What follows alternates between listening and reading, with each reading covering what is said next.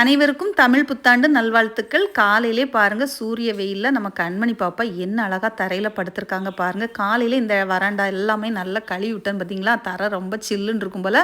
காலை வெயிலுக்கு அவளுக்கு ரொம்ப நல்லா இருக்குது. விட்டமின் டி நம்ம பிள்ளைக்கு கிடைக்குது போல. நல்லா ரெஸ்ட் எடுத்து தூங்குனாங்க. என்னை பார்த்ததும் ஓடி போய் படுத்தாச்சு. ஏன் தெரியுமா? நான் வந்து அவல் சவுண்டு கேட்டுட்டே இருந்துச்சு. சரி அவல் வாங்கலாமே அப்படின்னு சொல்லிட்டு ஓடி வந்தேன். இந்த அண்ணன் ரெகுலராக எங்கள் ஏரியாவுக்கு அவல் கொண்டுட்டு வருவாங்க. சூப்பரான அவலுங்க.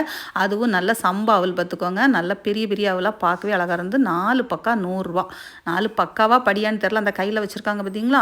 இது ஃபுல்லுமே நமக்கு வந்து 100 ரூபா தான். எவ்வளோ இருக்குன்னு பாருங்கள். இது அவல் வந்து உடம்புக்கு ரொம்ப நல்லது. என்னதான் பேக்கெட்டில் அவல் வந்து நமக்கு விதவிதமாக கிடைச்சாலும் இந்த அவலில் இருக்கக்கூடிய மனமும் சுவையும் வந்து பேக்கெட்டில் வாங்குறதுல இல்லைங்க. நான் அது நிறைய டைம் பார்த்துட்டேன்.